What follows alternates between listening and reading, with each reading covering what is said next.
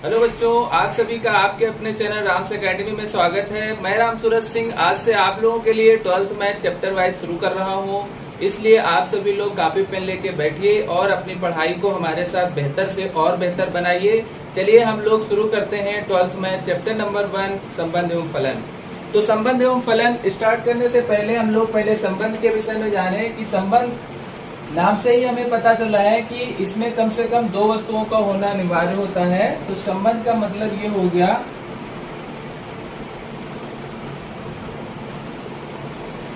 जिसमें दो वस्तुएं भाग लेती हैं या दो वस्तुओं के बीच में संबंध दर्शाया जाता है।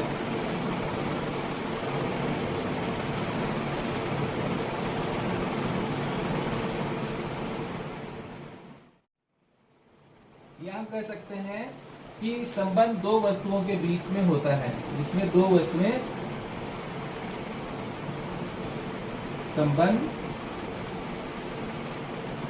दो वस्तुओं के बीच होता है। जैसे हम एग्जाम्पल स्वरूप समझ सकते हैं, नंबर 1 AB CD के समांतर है।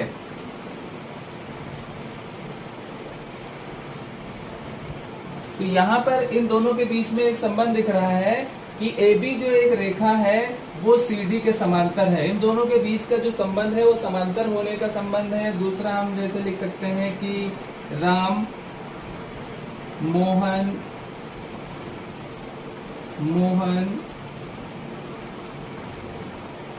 का भाई है। तो यहाँ पर इन दोनों के बीच में भाई होने का संबंध है।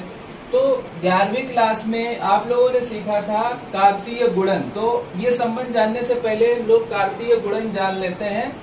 तो कार्तीय गुणन में क्या होता था, एक समुच्चय A जैसे हुआ, उसमें कुछ अवयव या हमने मान लिया 1 2 3 इस तरह से थे, और एक दूसरा समुच्चय B है जिसमें कुछ अवयव हैं 5 6 7 या 5 6 7। तो इनका कार्तीय गुणन हम लोग इस तरह से करते थे, A क्रॉस B लिखा जाता था और उसमें एक संबंध लिखा जाता था। अर्थात इसका कार्तीय गुणन पहले समुच्चय से पहला अवयव 1, 5 1, 6 1, 7, उसी प्रकार से आगे दूसरे का 2, 5 2, 6 2, 7 3, 5 3, 6 एंड 3, 7। तो इस तरीके से कार्तीय गुणन किया जाता था। तो जिसमें क्या होता है, जो पहला अवयव इसका आता है, जो क्रमित युग्म हमको प्राप्त होता है, उसमें का जो पहला अवयव होता है वो पहले समुच्चय से। तो यहाँ पे हम लिखेंगे पहला अवयव पहले समुच्चय से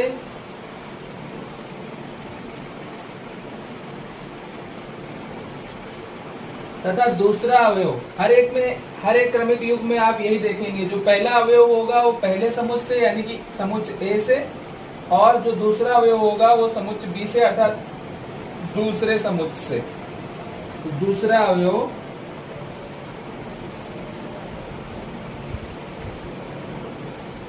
दूसरे समुच्चय से या समुच्चय B से कह सकते हो।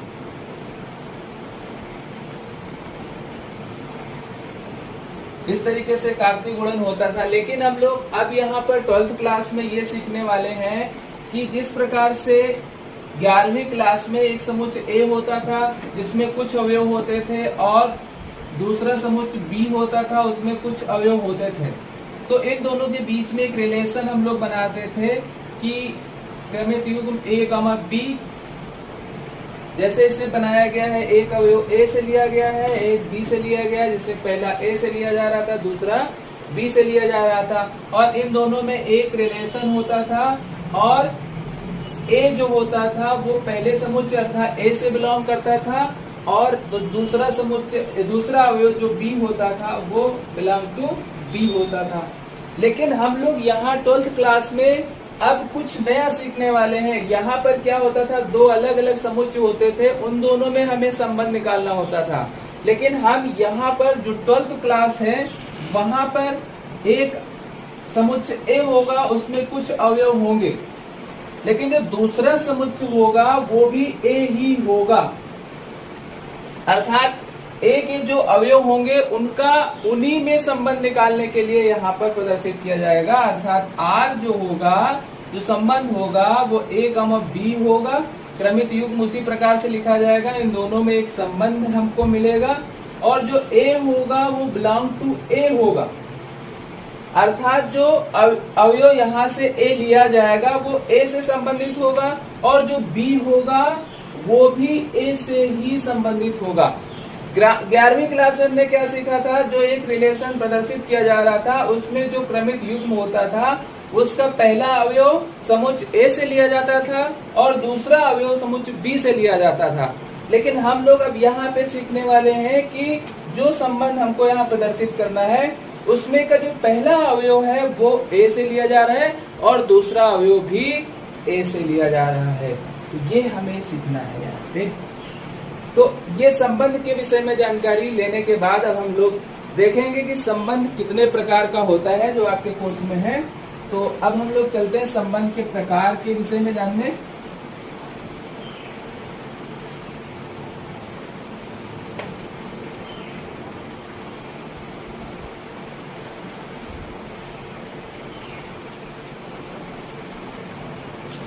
संबंध का प्रकार।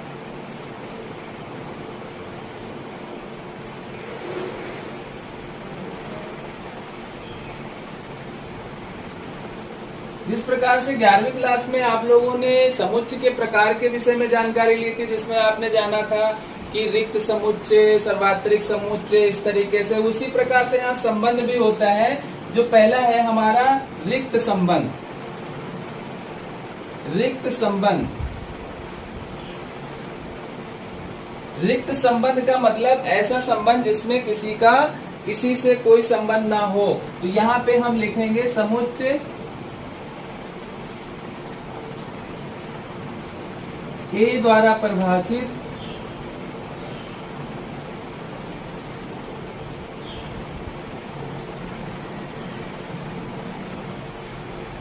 संबंध आर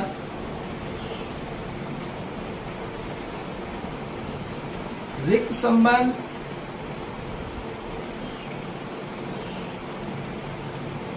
तब होता है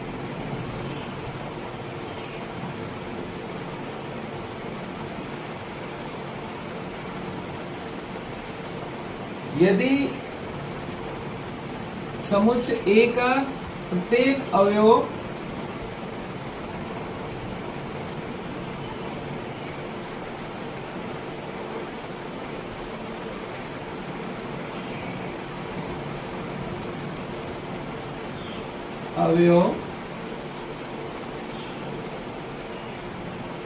अपने प्रत्येक अवयव से संबंधित हो या ए के प्रत्येक अवयव से संबंधित हो। रिक्त संबंध समुच्चय ए द्वारा परिभाषित संबंध आर रिक्त संबंध कहलाता है। यह रिक्त संबंध तब होगा यदि समुच्चय ए का कोई अवयव, प्रत्येक की जगह पे हम क्या कहेंगे, कोई भी अवयव, ए का कोई भी अवयव अपने किसी भी अवयव से संबंधित ना हो, अपने किसी भी अवयव से संबंधित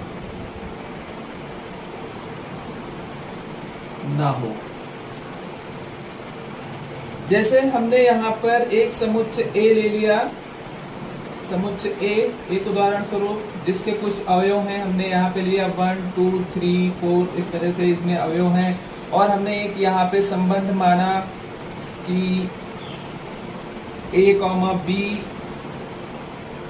क्रमित युग्म है जिसमें a माइनस बी बराबर मैंने लिख लिया 6 और a हम कहां से बिलोंग कर रहे हैं, कहां से ला रहे हैं, a से ला रहे हैं और b कहां से ला रहे हैं, वो भी a से ला रहे हैं। एक ऐसा संबंध हमने उदाहरण स्वरूप माना कि एक क्रमित युग्म a, b है जिसमें एक रिलेशन है, एक संबंध है कि a माइनस बी बराबर 6, और a हम कहां से लाएंगे, समुच्चय a से लाएंगे, और b भी समुच्चय a से लाएंगे। तो यहाँ पे हम संबंध लिखते हैं, देखेंगे क्या क्या बन सकता है।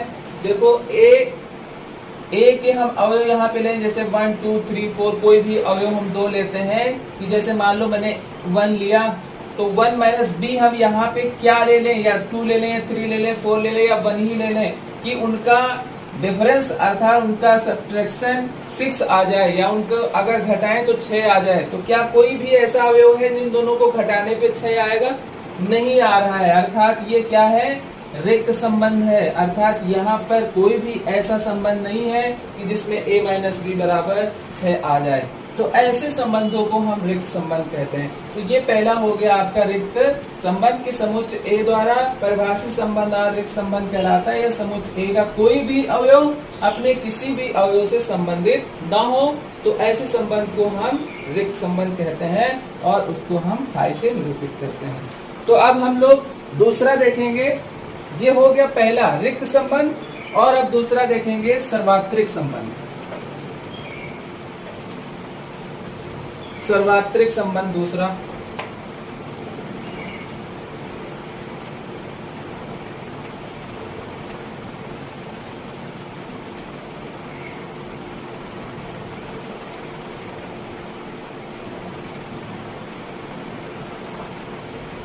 समुच्चय A पर परिभाषित संबंध R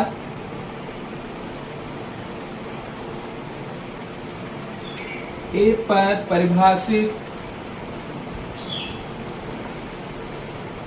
संबंध R एक सर्वात्रिक संबंध कहलाता है। यह सर्वात्रिक संबंध होता है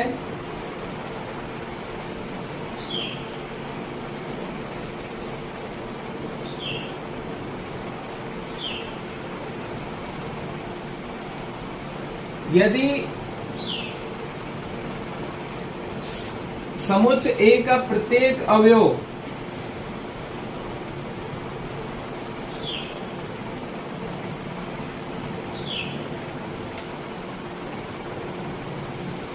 का संबंध, प्रत्येक अवयव का संबंध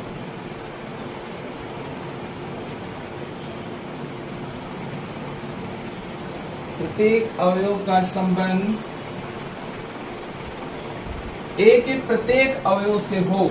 यदि समुच्चय A का प्रत्येक अवयव का संबंध समुच्चय A के प्रत्येक अवयव से हो,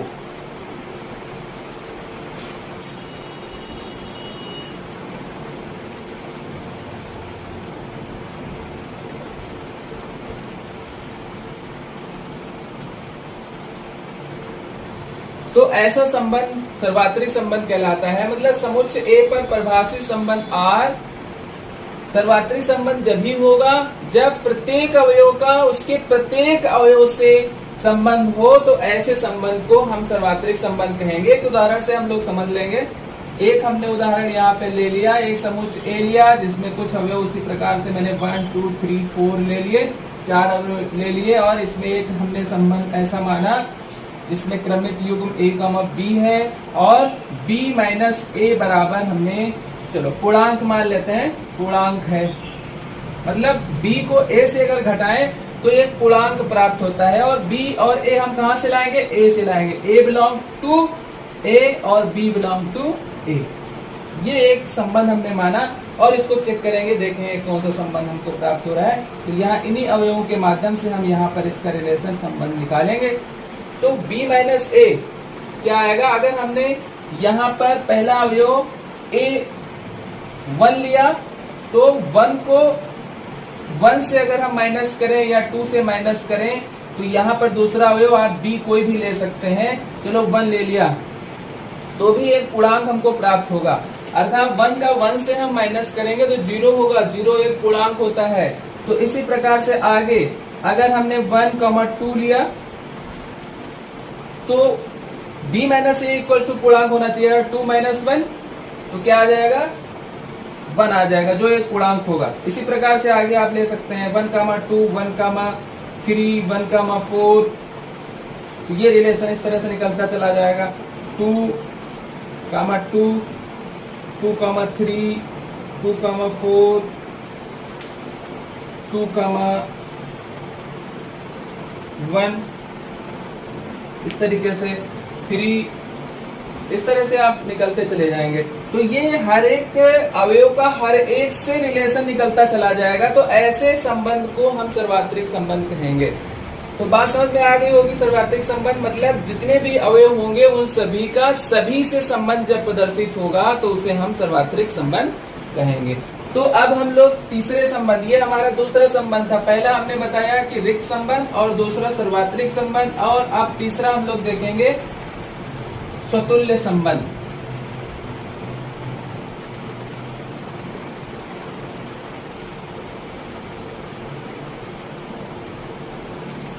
स्वतुल्य संबंध, इन संबंधों की जानकारी लेने का उचित यही है कि अगर इन संबंधों की जानकारी नहीं होगी तो एक्सरसाइज के सवाल जो होंगे उनको हल करने में बहुत कठिनाई आएगी, इसलिए इन संबंधों को जानना बहुत जरूरी है। तो तीसरा संबंध हम लोग देखेंगे स्वतुल्य संबंध। स्वतुल्य संबंध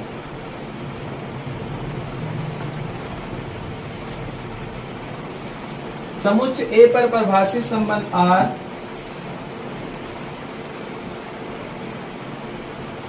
ए पर परिभाषित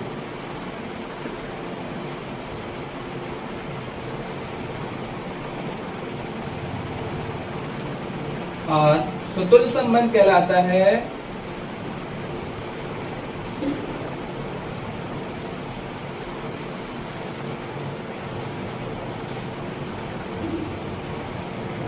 स्वतुल्य संबंध कहलाता है यदि A बिलोंग टू A, अर्थात जो भी अवयव हम ले रहे हैं A से संबंधित हो के लिए A, A belong to R, अर्थात जो भी अवयव हम ले रहे हैं उसका जो रिलेशन है उसी से होना चाहिए। अर्थात स्वयं का जब स्वयं से संबंध होता है तो ऐसे संबंध को हम के लिए यहाँ पे लिख लेंगे, ऐसे संबंध को हम स्वतुल्य संबंध कहते हैं। तो ये संबंध जो होता है स्वतुल्य संबंध कहलाता है। मतलब समुच्चय ए पर परिभाषित संबंध R स्वतुल्य संबंध कहलाएगा यदि स्मॉल a अर्थात कोई भी उस समुच्चय का अवयव है उसका उसी से जब संबंध होता है तो ऐसे संबंध को हम स्वतुल्य संबंध कहेंगे। जैसे हमने यहाँ पर एक एग्जांपल लिया, ए के कुछ एक समुच्चय ए लिया, उसमें अवयव हमने 1, 2, 3, 4 इस तरह से ले लिए। तो इसमें हमने एक संबंध निकाला, जैसे 1, 1, 1, 2, 1, 3, 1, 4, 2, 1, 2, 2, 2, 3, 2, 4, 3, 1, 3, 2, at 3, 3, 3, 4, 4, 1, 4, 2, 4, 3, 4, 4।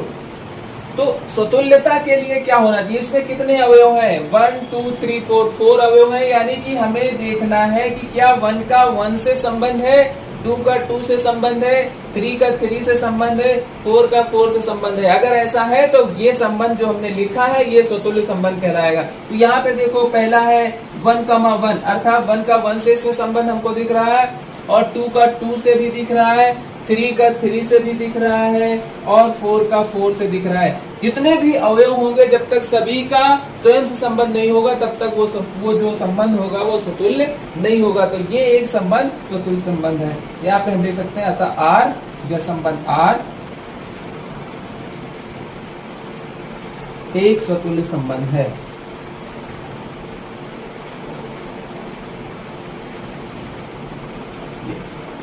तो ये हो गया स्वतुल्य संबंध, तीसरा संबंध। तो इसके बाद हम लोग चौथा संबंध देखेंगे। इस चौथा संबंध होगा सममित संबंध।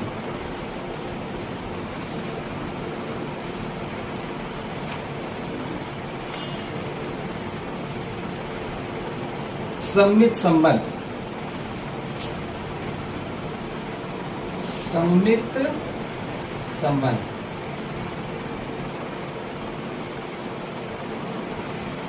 समुच्च ए पर परिभाषित संबंध आर, ए पर परिभाषित संबंध आर सममित संबंध कहलाता है।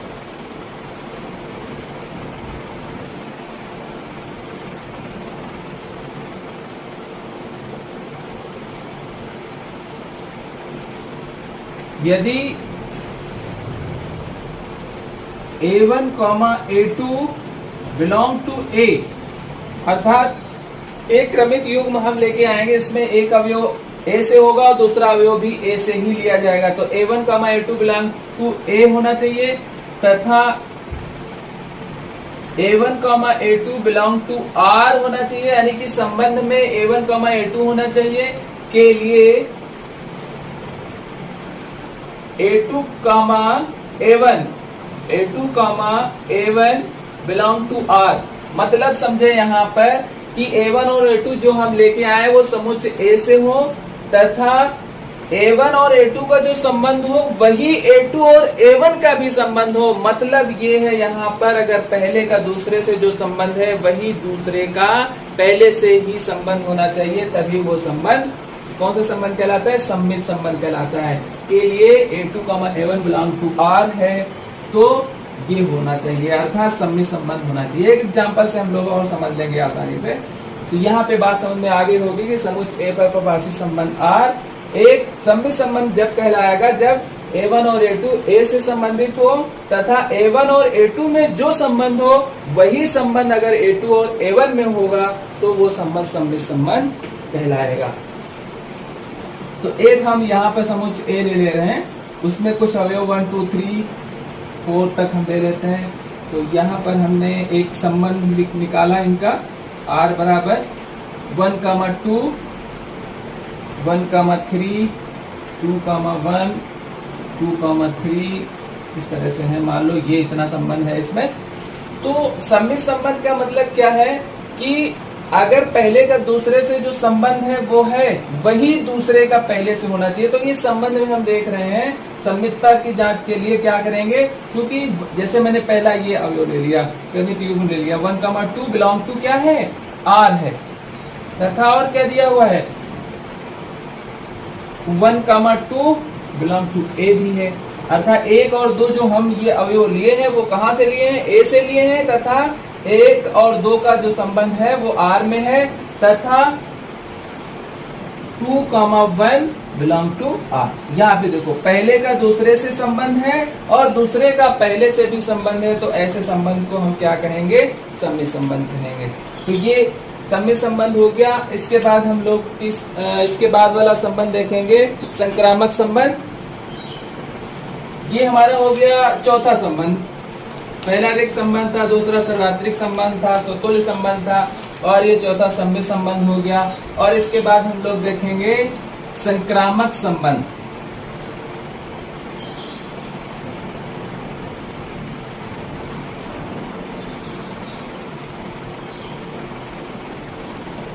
संक्रामक संबंध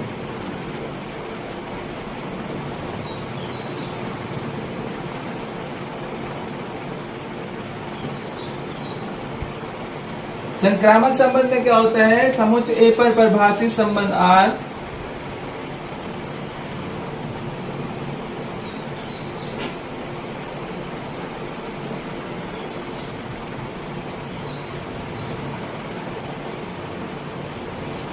संक्रामक संबंध कहलाता है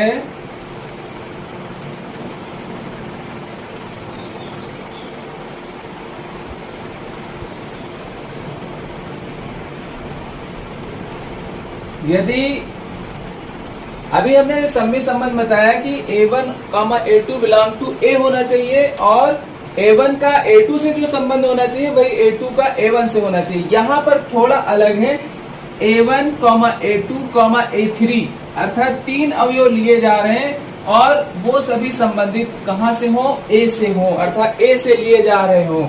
तो A1, A2, A3 belong to A के लिए क्या होना चाहिए संबंध?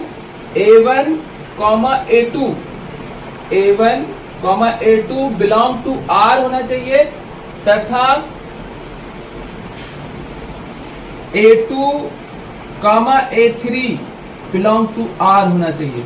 दो चीजें याद रखो, A1, A2 belong to R होना चाहिए और A2, A3 belong to R है। मतलब अगर पहले का दूसरे से संबंध है, वही दूसरे का तीसरे से संबंध है, तब यदि वही संबंध पहले का तीसरे से है, तब यदि A1, A3 belong to R है, प्राप्त होता है, तब वो संबंध संक्रामक संबंध कहलाएगा। मतलब एकदम क्लियर है, बात एकदम क्लियर है। समुच्चय ए पर परिभाषित संबंध R संक्रामक संबंध कहलाएगा, संक्रामक संबंध कहलाएगा या कहलाता है यदि A1, A2, A3 तीन अवयव हैं, वो A से संबंधित है और A1, A2 का संबंध है, अर्थात उन दोनों में रिलेशन है, R से संबंधित है और A2, A3 भी R से संबंधित है। तब यदि पहला और तीसरा अर्थात A1 और A3 भी R से संबंधित है, तो ऐसे संबंध को हम संक्रामक संबंध कहेंगे। जैसे हमने एक एग्जाम्पल लिया 1, 2, 3, 4, ये मैंने एग्जाम्पल लिया। एक समुच्चय A लिया और एक संबंध लिखा मैंने यहाँ पर 1, 1, 1, 2 एंड 1, 3, 2, 1, 4, या 3, 1 इस तरह से लिख लिया। तो संक्रामक संबंध के लिए जैसे हमने मान लो ये पहला अवयव हमने ये ले लिया, यहाँ पे हम देख रहे हैं चूंकि 1, 2 बिलोंग टू R, जो भी हम अवयव ले रहे हैं अर्थात जो अवयव यहाँ पे आ रहे हैं वो A से संबंधित हैं, अर्थात 1 और 2 दोनों A से संबंधित हैं, उन दोनों का संबंध R में है और पहला दूसरा हो गया। अब क्या 2, 1 है इसमें? हाँ है। 2, 3 होना चाहिए। यहाँ पे एक और हम उदाहरण आगे एक और हम क्रमिक युग्म ले लेते हैं, 2, 3 भी बढ़ा लेते हैं समझने के लिए। तो यहाँ पर हमें ये बताना है कि जो पहले का दूसरे से संबंध है, पहले का दूसरे से, वही दूसरे का तीसरे से है, तब वही संबंध अगर पहले का तीसरे से है तो वो क्या कहलाएगा? संक्रामक संबंध कहलाएगा। तो यहाँ 1, 2 बिलोंग टू R है तथा 2, 3 बिलोंग टू R है। तो क्या 1, 3 इसमें होगा पहले का तीसरे से? ये पहला हो गया, दूसरा हो गया, दूसरा हो गया, तीसरा हो गया। पहले का दूसरे से, दूसरे का तीसरे से, तथा यह आता 1, 3 बिलोंग टू R है। तो यह संबंध यहाँ पे है, अतः लिख लो, अतः संबंध R संक्रामक संबंध है। बात समझ में आ गई होगी कि जो पहले का दूसरे से है और दूसरे का तीसरे से है और वही संबंध यदि पहले का तीसरे से है तो वो संबंध संक्रामक संबंध कहलाएगा। तो ये संबंध हो गए आपके, कितने संबंध हो गए? 5 संबंध हो गए। पहला हमने संबंध बताया कि रिक्त संबंध क्या होता है, सर्वात्रिक संबंध क्या होता है, स्वतुल्य संबंध क्या होता है, सम्मिश्र संबंध क्या होता है और संक्रामक संबंध क्या होता है। साथ साथ में एक और संबंध होता है जिसको बोलते हैं तुल्यता संबंध। तो जिस संबंध में तुल्यता संबंध क्या होता है एकदम क्लियर है, ये अगर संबंध आप जान जाएंगे तो तुल्यता संबंध भी जान जाएंगे। ऐसा संबंध जिसमें स्वतुल्यता भी हो, सम्मितता भी हो और संक्रामकता भी हो, अर्थात जिसमें तीनों ये संबंध होते हैं, अर्थात वो संबंध स्वतुल्य है, वो संक्रामक है, वो सम्मित है, तो ऐसे संबंध को तुल्यता संबंध कहा जाता है। बस इतना ही अब पढ़ेंगे। अगले लेक्चर में हम लोग अब एक्सरसाइज संबंध से संबंधित एक्सरसाइज हमारी होगी 1.1, जिसके सवालों को हम लोग हल करेंगे। और अगर ये वीडियो आपको अच्छा लगा हो तो एक बार लाइक जरूर करें। अगर आप इस चैनल में नए हैं तो चैनल को सब्सक्राइब कर लें, जिससे आने वाले वीडियो का नोटिफिकेशन आपको मिलते रहे। धन्यवाद।